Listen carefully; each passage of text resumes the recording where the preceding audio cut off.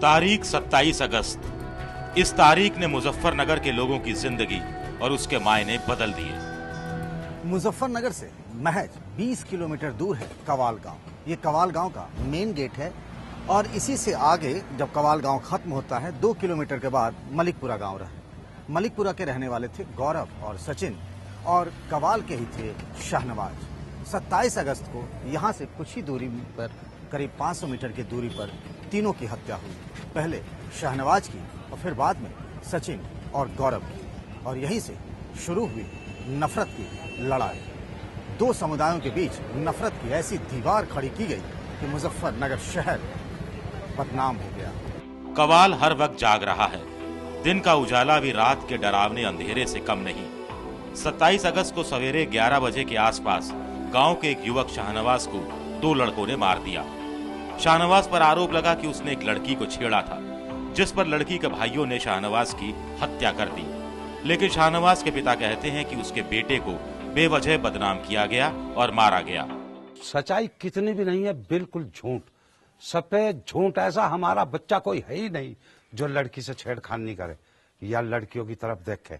ये तो सब परदेश में रहते हैं। अगर ये लड़कियों से छेड़खानी करने लगे और वो करने लगे तो इन्हें तो कोई भी मार सका कहीं भी।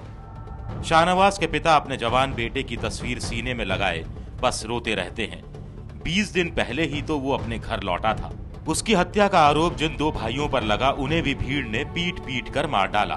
देखते ही देखते कवाल में एक ही जगह पर 3 हत्याएं हो गई। जिस लड़की के साथ छेड़खानी की बात कही जा रही है, उसके पिता कहते हैं कि बार बार शिकायत के बावजूद पुलिस ने उनकी एक नहीं सुनी। पुलिस में शिकायत तो करी जी, पर सुने भी कोई। मान ली एक शिकायत करी थी या पुलिस वाले कहते जी रोड पे टाइम मान ले रास्ते को देख लिया करो, एक शिकायत करी और कोई ऐसी ज्यादा वो नहीं हुई। एक बार शिकायत करने वाली नौबत आवे, कोई पहले कोई ऐसी घटना नहीं आई। शाहनवाज की हत्या के बाद एक ही समुदाय के जिन 2 भाइयों की हत्या हुई वो मलिकपुरा के रहने वाले थे। एक 17 साल का और दूसरा 24 साल का। दोनों तरफ से जानसठ थाने में मुकदमे भी दर्ज हुए, लेकिन यहाँ भी खेल हो गया।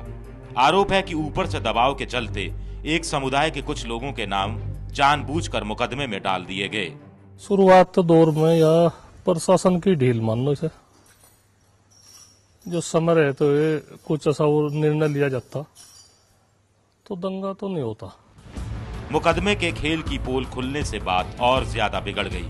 अफवाहों का बाजार गर्म हो गया। बात फैली कि यूपी पुलिस कुछ खास लोगों पर मेहरबान हो रही है। सूबे के एडीजी की माने तो यही चूक हो गई। परिवार वाले यदि कोई मुकदमा किसी के नाम का लिखा रहे हैं और वो न लिखा जाए तो भी एक समस्या बन जाती है। पुलिस को ये गंभीरता समझना चाहिए थी कि इसका ये इतनी प्रतिक्रिया होगी तो विवेचना जल्दी करके जो भी था वो यदि वो फैसला बता देते कि ये सही है ये गलत है तो संभवतः बेटर पोजीशन हो सकती थी। 27 अगस्त को कवाल और मलिकपुरा के आसपास के इलाकों में माहौल गर्म रहा।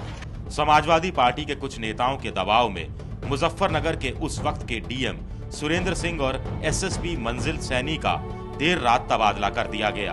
अगले दिन यानी 28 अगस्त को 2 भाइयों के अंतिम संस्कार से लौट रहे लोगों ने जमकर हंगामा किया। एक समुदाय के लोगों ने दूसरे समुदाय के घरों और दुकानों में तोड़फोड़ की। डेड बॉडी आई, उसके साथ क्षेत्र में जो लोग थे सबको पता लगा ऐसे निर्मम हत्या हुई पीट पीट कर। दिन में 1 बजे के करीब सरेआम बाजार में, तो सबको दुख था। उसमें वे शोक प्रकट करने आए। अंतिम संस्कार के बाद भी हमने जनता को सबको जो है शांति का संदेश दिया, भाई सब भाई शांति रखियो, कोई ऐसी बात ना करियो। उसके बाद जब लोग वापस जा रहे थे तो कुछ ऐसा पता नहीं किसने किया, जो भी कुछ किया, कोई तोड़ फोड़ बताने की।